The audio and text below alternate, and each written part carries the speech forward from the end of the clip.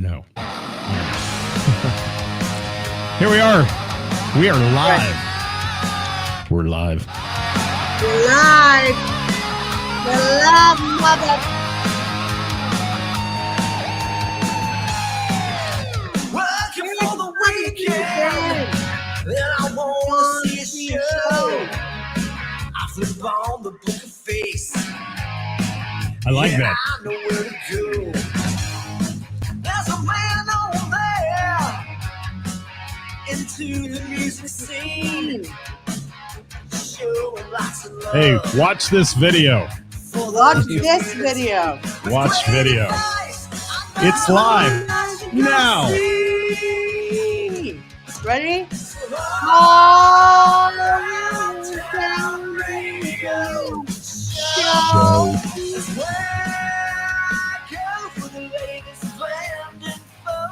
Woo, doggies.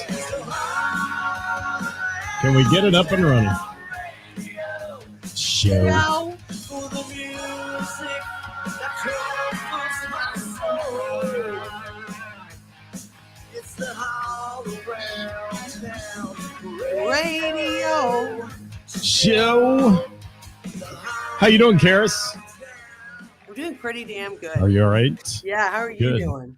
I'm hanging in there. You know, I had no voice Thursday on Thursday's show, and it's just back today. It has been a crap weekend full of upper respiratory shit, as they say. Everybody's been feeling like shit. I had my thing for like 6 weeks.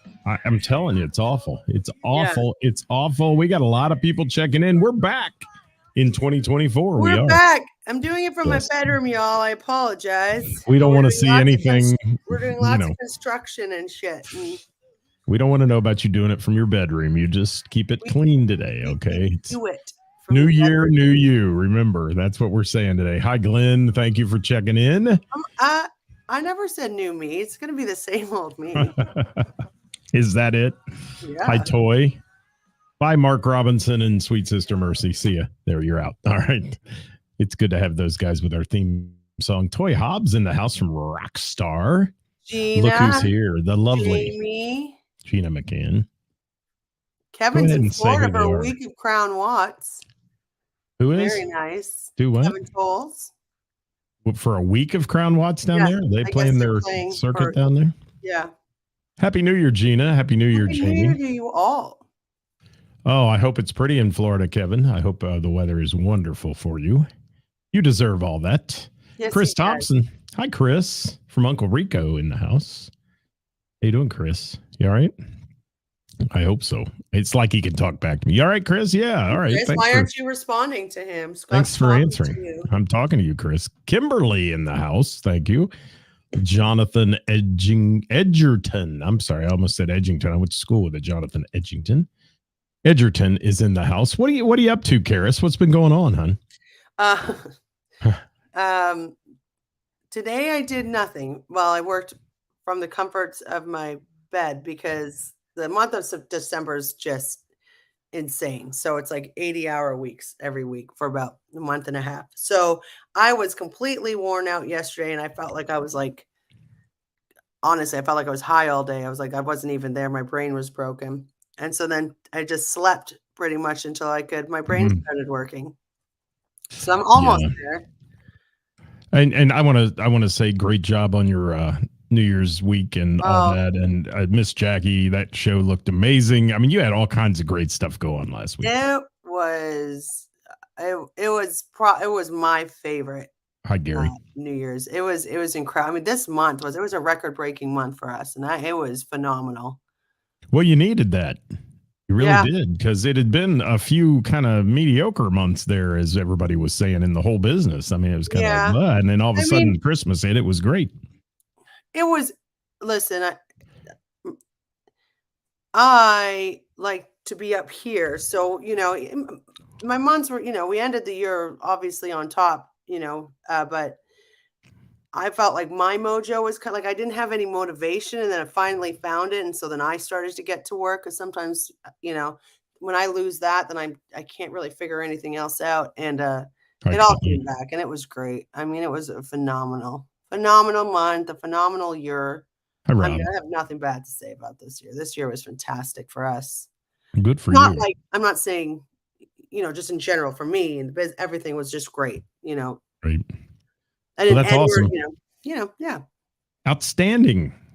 Good vibes coming out of the Bell and the Bear. And I want to give a shout out too, because we didn't do a show yesterday. I have to congratulate Mr. Kevin Cooper and all the folks that helped him put together the fundraiser for Brian from the Hanky Panks and all that. That was a huge success. What did they raise? I think he announced $11,000, which is outstanding. Good. I didn't. You know what? I gotta say, there was a whole lot of us that didn't even realize it was going on. So I don't know if there was something going on with Facebook or what it was, but because he sure promoted it. He did, but it snuck up on me too. It did. Oh, I'm not saying he didn't. I'm saying something went like something went with Facebook. I only realized it till the day before, so that's like we went. But I mean, I didn't know about baskets or anything like that. Well, if you were on the show with us Thursday, you know how bad my voice was and what was going on there. And I didn't. I'm gonna be honest with you. I didn't go out all weekend because I had just been sicker than a dog. And tonight's my first night out because I have a gig. I have to do trivia tonight. But if I weren't doing that, I'd still be in the chair. And it sucks. Yeah. And I know a lot of people are going through the same thing. I don't think I've ever missed a New Year's Eve party, those kind of things. And right. It is what it is. But we got a topic today. You want to talk about topic today or you want me to hit on it? Hi, Butch. Oh, either is fine. Well, why don't you intro our topic for the day? Because we've got a lot of viewers on here. People are joining us. Well, we had a lot of viewers and then it just crashed. Oh. We said? It was like we had 50 people in a minute ago and now it's 40. So who knows? Oh, well, I hope you stick around, y'all. Hi, Bob. Or come back. Our topic today is I was thinking because it's I've been approached a bit of newer bands that have only played out maybe once or twice and looking for gigs. And so I guess the whole thing is, how does a newer band, I call it, a newborn baby, play on a more established stage? How do you get there? What does it take? I'm not saying I have the answers.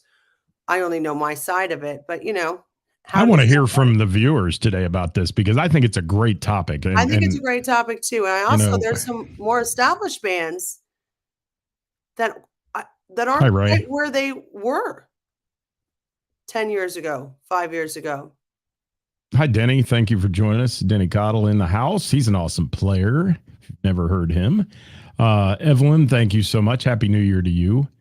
And Gina's saying it's awesome about, I'm way behind, but I want to hit on this for just a minute because it is being in a band or a musician when you first start out is like being an infant. And then you hit toddler status maybe and teen status, and then you hit adult status where you're actually playing a bunch.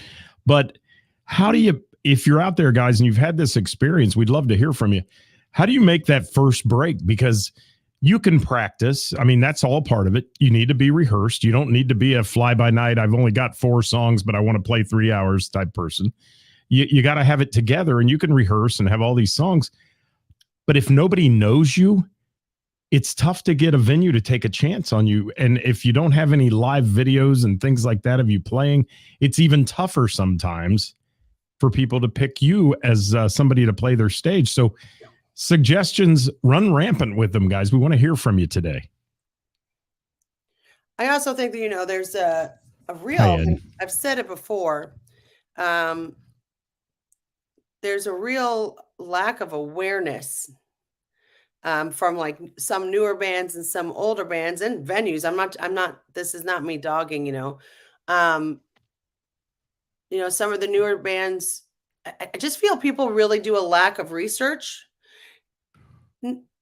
And because of a lack of awareness, it's like, is there a reason why these older bands that have been around a while aren't being booked as much? Maybe we need to look a little deeper within, sometimes things change, voices change, which is a big thing. I think attitudes change too. When you start getting booked a lot. You're not where you once were.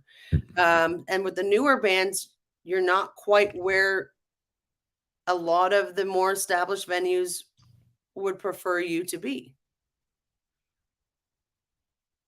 It's interesting. Toy's got a hi, Travis. Thank you. Hi, Dell McFarland. Thank you for being with us. Toy's got, he says 3 words: network. I mean, that's, and go to right, open jams. And yeah, that's with everything. Network with everything. Well, and you got to break into the music community a little bit. And I don't even want to imply that the music community is standoffish to people, because most of the people I know welcome people in and make them a part of it. But you also can't expect to walk in the door as a virtual unknown and say, oh, I want to take over the stage and play tonight. That doesn't always happen. So there's got to be a happy medium with getting a break and getting on stage. Maybe you do 2 or 3 songs and open for somebody one night, if you talk the venue into that, where it's not the whole night. People are there to see this band, and maybe you can, play a lot. I know a lot of people that do that. Open mics and open jams, there's a whole different world. The open jam at the Bell and the Bear, and it shouldn't even be called open, I guess. The jam at the Bell and the Bear is a totally different animal than anything I've ever seen when it comes to those type of events. Hi, Whitney. Thank you. Happy New Year to you. You know what I'm saying, Ceris? I mean, I've been to a lot of open mic nights, trust me. Mm-hmm. And I will tell you, if I go to one more open mic night that is nothing but people who get up and play sad, I want to make you miserable songs all night long. I mean, I love to hear new musicians. I love to hear a song that grabs my heart and tears at my insides and all those things, but not all night long. Somebody do something upbeat. Well, and that's why I am strict on, this is not an open mic. This is not that at all, because there are no slow jams, maybe 1 or 2. I don't want your slow songs. This is a fun show. And I'm not saying open mics and that music, because I mean, it's amazing. Like the talent is amazing. But I find open mics, and I love open mics, but I find open mics are strictly for the musicians, which is great. That's awesome. But for a jam, something that we're doing, I want to see the audience react. I want to see them have fun, because in my opinion, the one doesn't really work without the other. Well, I'm going to say something here. Travis's comment is perfect, because I'm very networked with the music community. I follow a lot of people. They follow us. And people reach out to me. Oh, we had a band canceled today because somebody's sick at 4:00 and they play at 7. And we put out these feelers and everybody's like, we're booked. Where are all these people not watching the venue's Facebook pages and things who want to play somewhere? And it's like, you should offer your services that night.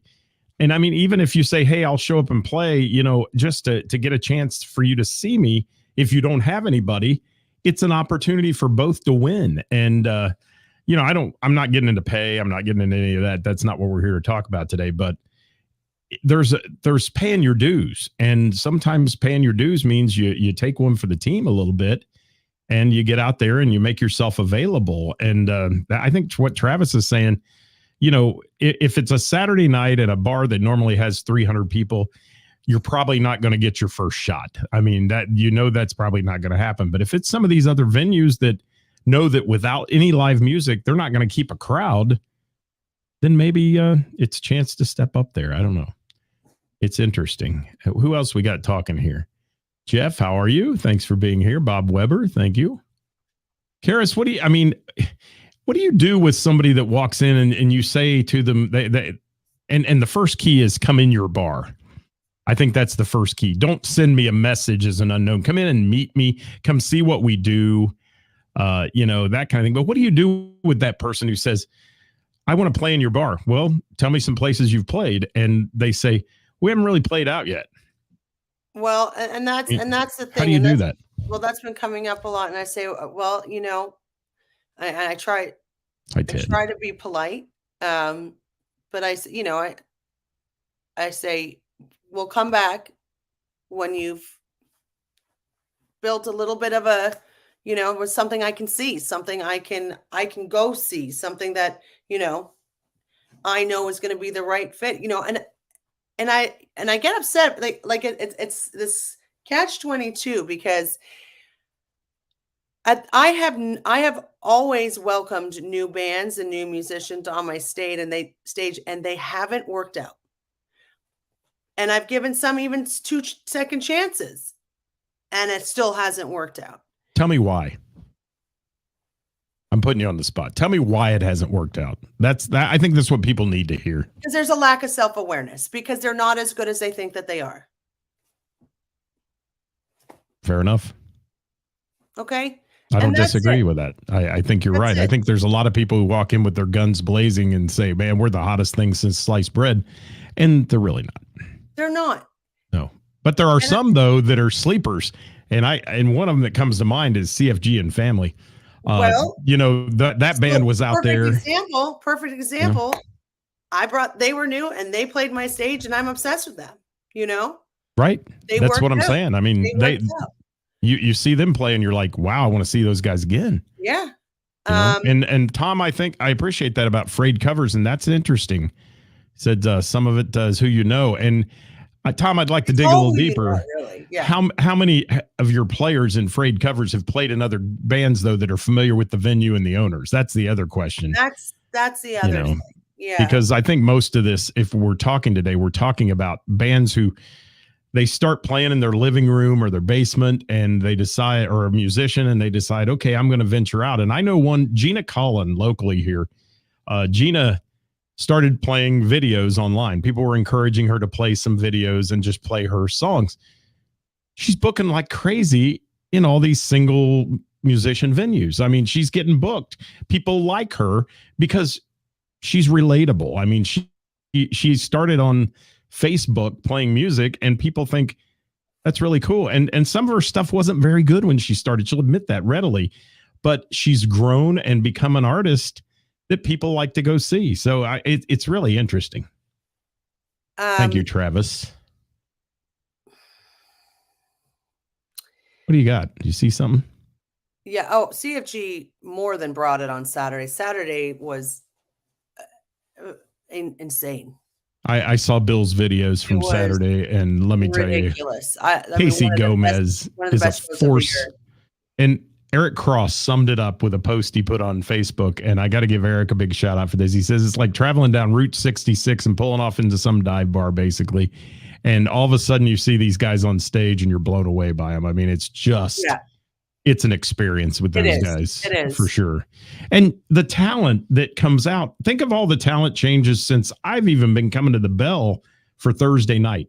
All the new people, Jonathan Grooms, people like that who you never really knew until, I mean, I knew of him in other bands and projects, but I never went to see him a lot.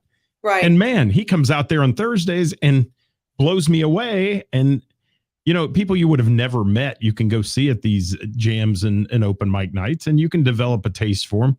Do you ever travel out, Ceris, to go catch a band that you think maybe you might want to book? If it's something that I've heard a lot about, then I will.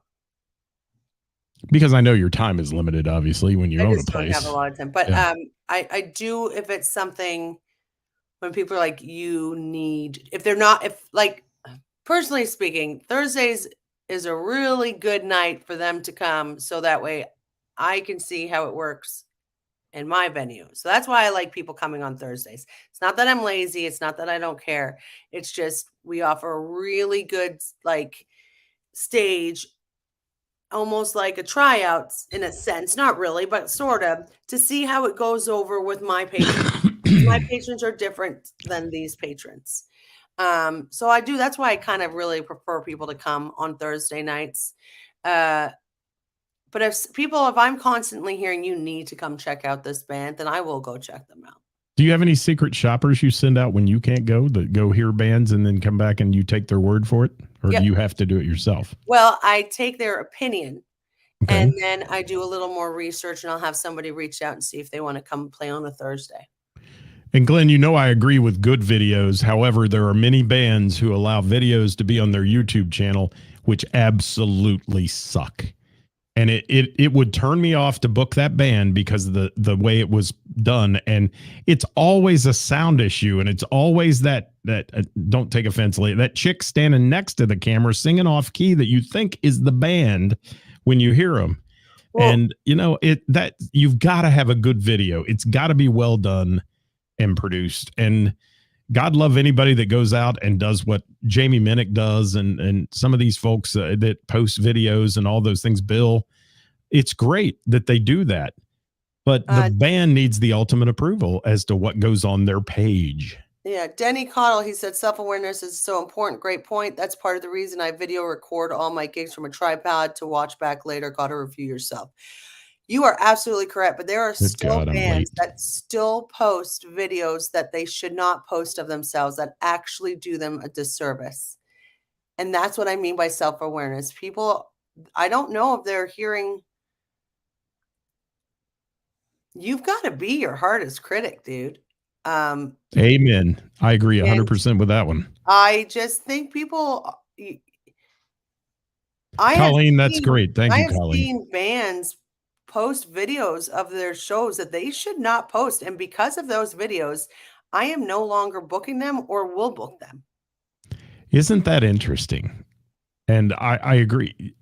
Because first of all, you've got to approve what goes on your page. If you're not hearing it, then that means there's something missing. You know what I mean? Then that means you're not, you're just not, there's no self-awareness there. Can I just tell you how much I love Bob Klein? Oh, I mean, look at this comment here. I popped up, and I'm way behind in the comments. I'm trying to get to all your comments, guys, but be ready when it's time to play out. Make connections. I mean, stay in your lane. Amen, Bob. Do what you're capable of and do it well. You're right. I mean, he's saying it all. He's saying everything every musician needs to hear. I don't think they should play for free. That's my one disagreement. I don't think you should play for free. I think you should never offer anything for free. Be like, this is where I can start because I am new. I do think we deserve to get paid for putting in the work, but let's work together on this. You know what I mean? But that's why I say, do your research. I'm not about to call, I don't know who's a famous, like the most, I'm not about to call Taylor Swift and be like, hey girl, you want to come play at my bar? I mean, no, she's not going to do it. You know, I know what my lane is. So, obviously open mics. Yes. Those are for original music. That's what Scott said. 100% they're for original music, but they're also really sad songs usually. So it's, it's difficult. And that's what people learn. I mean, they start out on the ballads and I love it. Things like that. There's a place for power ballads and there's a place for country ballads and all those things. I love that. And the only reason we mentioned the open mics is because trying to explain how the Bell and the Bear isn't an open mic. We had an incident a couple Thursdays ago where somebody tried to compare. They're like, well, you're not going by the order of the list. I mean, when we go to karaoke, they go order of the list. And I try to say, well, we're not karaoke. I saw that. We're not open mic and we're not karaoke. And you know what? In a karaoke bar, nobody cares if you segue between Don't Stop Believing to Celine Dion's I'm Gonna Die on the Titanic song. I mean, nobody cares at those kind of places, but they do when you're running a venue of people that are dancing and trying to have fun. You can crash the floor in 5 minutes. And hi, Lee Dixon. We got a lot of people on here today, guys. Thank you so much for being part of our talk. We appreciate it. I'm reading Tina's. I'm way behind in comments, so you keep talking, Karis. I'm going to look at comments here. Yeah, I mean, I'm not going to bring somebody. I mean, I've brought brand new bands in before, and it's always just. I'm going to say, let's say I brought in, and I love that, Tina. I love that you do that, and I've done it, and I used to dedicate Friday nights to that. And I even gave them second chances, and it just didn't work. I still every once in a while bring in not so well-known bands because I really think they're incredible. I try, but thanks, Daviek. Yeah, I don't know. And yeah, Lee, you're spot on. And there are open mics and jams out there, which, as long as you can bring a variety of music to that stage and people can see you in all capacities and not just tearing your beer songs. And like I said, there's a place for it. I'm not dogging on those songs. There's a lot of great sad songs, but great songs. People want to have a band or musician that comes in and appeals to the masses. I mean, Garth Brooks has some great songs in the country genre that are slow and loving and caring and all that. But he also has some real ass kicking hits that when he plays in concert, he plays those songs. He doesn't sit there all night and play all the slow songs because it would just put people to sleep. And unfortunately, that's what happens. And I'm not an anti slow song guy at all. I'm not as much anti slow song as Ceris is in her bar, but she's. I knew you'd stop me, but I let me say what I was going to say. Yeah. You are one of those that watches the night as close as any bar owner I've ever seen. And when people get up and start playing sad tunes, the crowd falls off. They leave. They quit spending money. I get it. I mean, I do. That's what I wanted to say. And I like the slow jams. I mean, if you play me some 80s power ballads, I'm in all night. I'll sit there and listen to you all night long. But that's just me. Thank you, Denny. And you're right. And there are times for it where it actually works. I'm like, oh, that worked. Everybody's up and dancing, slow dancing. So that's okay. Nobody left, right? It's when they do too many of it. It's when it turns into just tears in a beer. There's a time and a place. And yeah, my Thursday nights was not a time. It's not the time or the place for that. Well, and it's venue dependent too. Correct. There are venues who like that. I mean, they do. That's why people go to their open mic night, because they want to sit and listen to songs.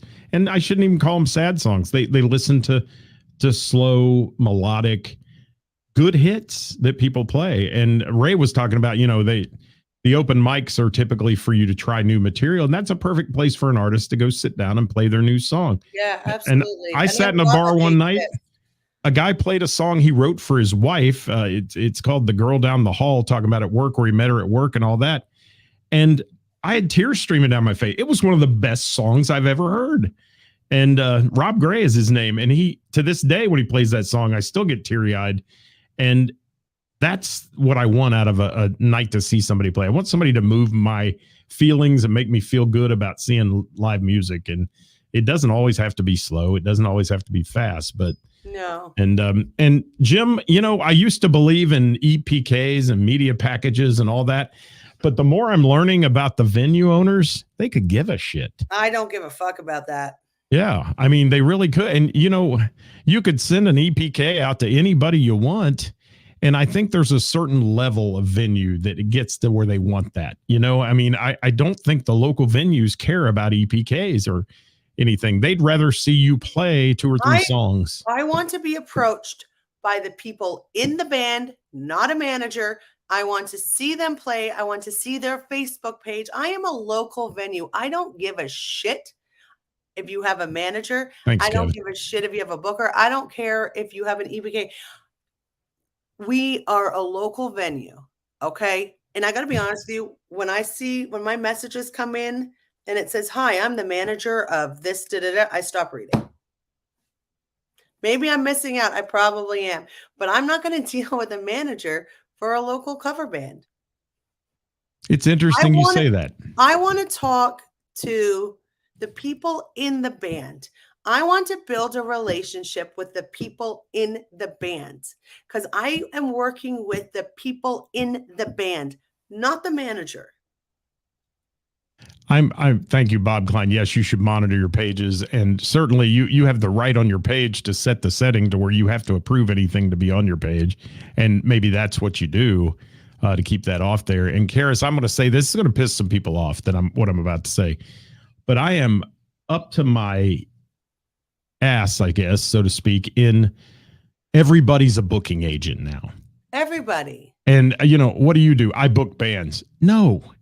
I mean, if you're a local band, if you book bands, you should be on tour with them. You should be out, tour managers and all those things. Local booking agents Tom's got that by venue owners are looked at negatively. I'm sorry, I'm going to say it, but say that again. I missed that. Say that local people who call themselves booking agents are looked at in a negative manner by most venue owners. Do you disagree? No. I mean, you know what I'm saying, right? Listen, there's a couple of people that I'm friends with that help bands get booked at a certain venue, and that's different. They're not trying to be something that, I mean, look at the lady who booked Motley Crue originally. She was their agent and their booking manager and all this. Where'd she end up with? Nothing. I mean, it's you got to realize that you're not. Hi, Rick Ambergy.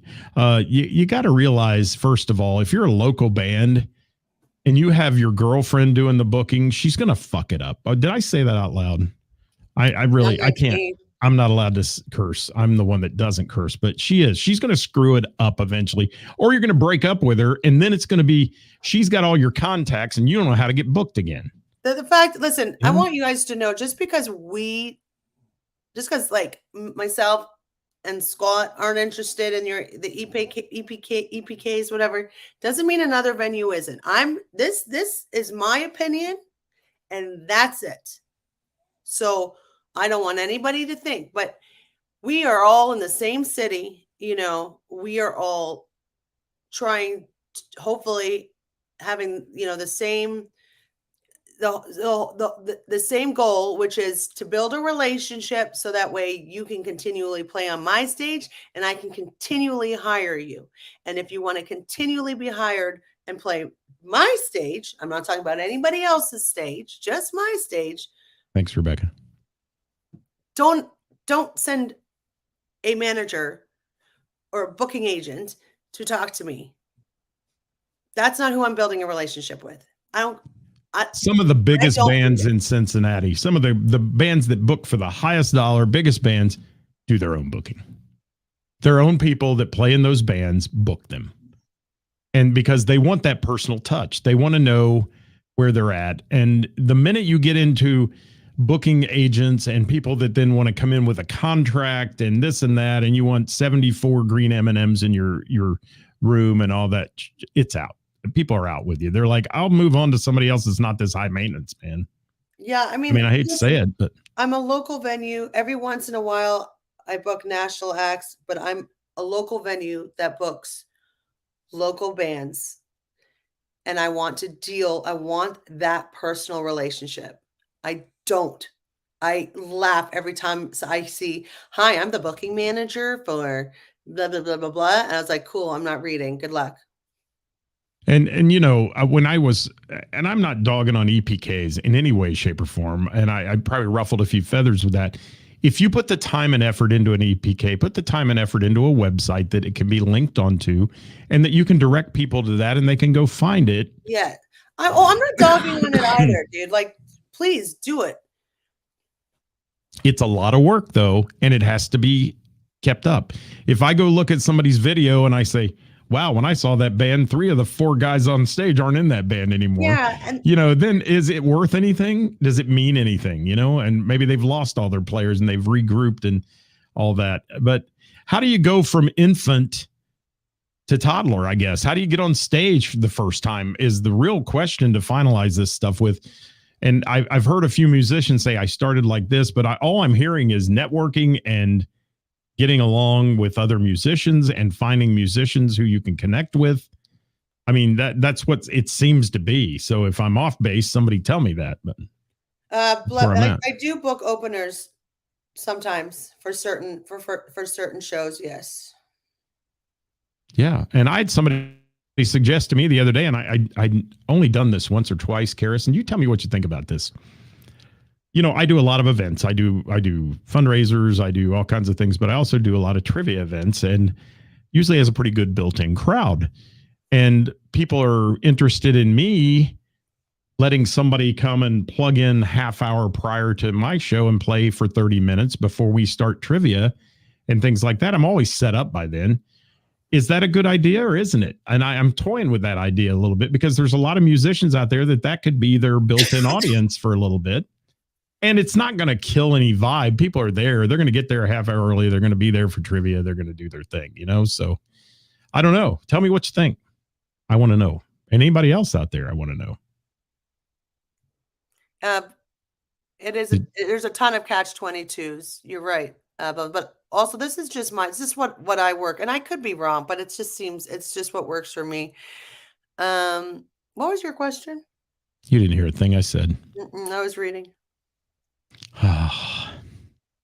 No, my question to you is it's been suggested to me by several folks and some venue owners that I do have people come in that want to showcase their talent to play before I do my events. And because we have a pretty good built-in crowd, and they want them to play for a half hour prior or whatever, and then maybe on the breaks or something like that. So what's your feel on that? Would you want that in your place for when I come to name that tune there? For you to bring somebody to come in and just plug in and play for a half hour prior to the show. What do you think? You're going to say depends on who it is? I mean, I don't know. I mean, I don't think it's going to run anybody off because I think they're all there for the event. You know what I'm saying? Yeah, but I got to tell you, there's a lot of people that sometimes aren't in the mood for live music. That's why we do trivia. Okay, fair enough. I'm trying to feel out people on this because I've not decided. To do with love, it's actually unreal. There are many sides to booking. None of it is fun. It's not fun. It's not fun at all. But I've had some guys that are touring nationally that kind of roll through the town and they've come in and play for a half hour or whatever. It's been fun to do that, but I don't know about the local level. It's just been suggested, so I'm trying to toy with it. And I've thought multiple people have said to me, have you thought about adding an opener to your regular Friday, Saturday shows? And I don't know. I mean, that seems like it would be good, but that's costly. Yeah, and it's a sound man issue too. I mean, it is. And sound checking and all that drives the cost up so much more. And I think people just think money grows on trees when they run a bar, and I'm already having to charge $5 at the door, and I'm not upping it any more than that. And that barely covers most of the bands these days, Don says exposure jobs are hard to sell. I will tell you, there is a shit ton of people out there begging to play for exposure because they can't get booked. Right. Now, whether that's right or wrong, I mean, I agree with Ceris. You ought to get paid something. Yeah, you should get paid something. Yeah, exposure is a joke. Yeah. And there's a lot of venues who play that card too, or you got to sell 50 tickets to play my stage. And I'm not doing that. I'm not doing it. You're putting in work. You deserve to get paid. Thank you, Ed. I appreciate your input. I do. That's a great comment. And I don't know that I do either. And that's why I'm kind of trying to feel this out a little bit, but that's not really the topic of the day, but I just thought it would be interesting to give the perspective of where people could get a chance to play. And what's Denny got to say today? I've tried acoustic all up until last year, and it does not work in my venue.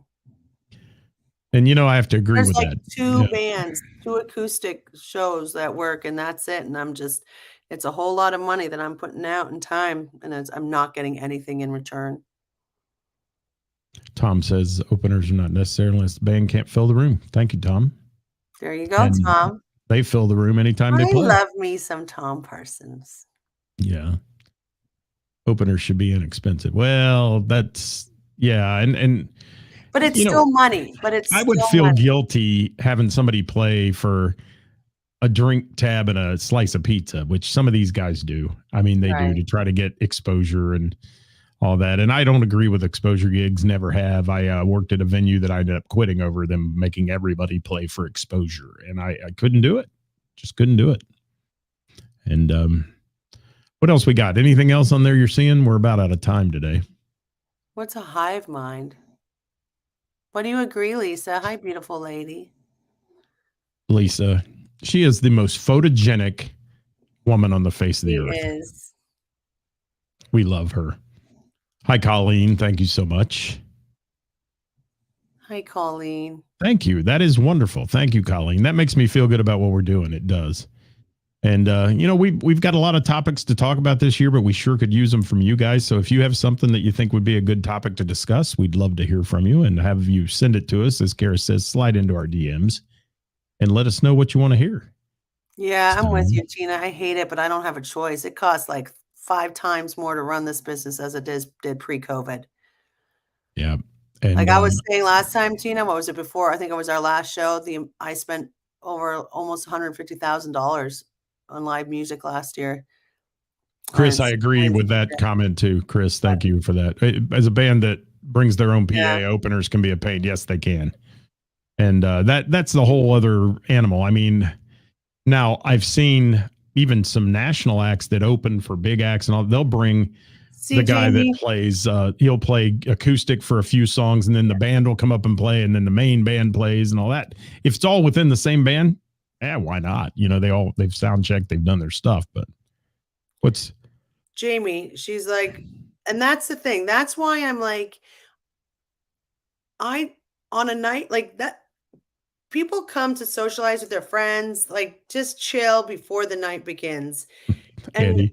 I love live music, but there are times when I don't want it. All right. You know what I mean? And I don't know. I'm with you on that, Jamie. You're welcome, Denny. I just want to say that's just my opinion. I'm not saying it's everyone's opinion. It's just mine. Travis, thank you. I don't know that I got an answer today, though, on what it takes to break into the business. So maybe this is a topic again for a later date and try to come back with things. I mean, obviously you need to get out there and perform, but that's a two-edged sword. How do you perform if nobody will book you, because you're new? And it's tough why don't to you break ask in. those bands? This is what I'm talking about when I say research. I am huge on research. Your research should include asking the bands that have been doing it established for a long time how they started, what venues they think would be a good start, speaking to the venue owners and being realistic. That there's venues that are more established. So you have to say, okay, well, I don't think I can get in here yet, but what will it take for me to get in there? And I've got to say, when I brought up Gina Cullen earlier, she has gotten herself booked by an online presence, and many a star has happened. And not saying Gina's going to be a star tomorrow, but Gina has gotten herself bookings to play out in front of people because of her online presence. And it's a necessary evil today, people. And even some of the biggest bands out there that don't do any online social media are fooling themselves to think they have longevity, in this day and age, because people watch that. They pick, our little Who's Playing Out last week had 3.2 thousand views. So 3.2 thousand people got to see the list that we talk about. That's, that's okay for me. That's decent. And it's really it's a tough business. And thank you guys for all the comments on good topic today. I think it was a great topic. Karis came up with this afternoon. We were struggling again today for a topic, to be honest with you. And she nailed it. So thank you, Karis. I think we should continue it next time. I have to go, though. I have an appointment at 6 p.m. Well, I do too. So let's get the hell out of here. Well, let's continue this next time. Thank you, everybody. We appreciate you. Thank you, Karis. Thank you, Ray Renee, Bob Klein, anybody else that's out there. We're out of here, everybody. Have a great. It was a nice comeback show. Tuesday night. Have a good night. Get out and support live local music and the bands, the venues that bring it to you. If you're not doing that, come see me at Trivia at Mr. Burroughs. I'll be there at 7 tonight. We'd love to have you. Thanks, Bob Weber. Bye, everybody. Bye. Don't forget to tune in tomorrow for Wednesday with the band. Thursday, Who's Playing Out, brought to you by our friends at Froggy's in Monroe, Ohio. It's going on here at All Around Town Radio.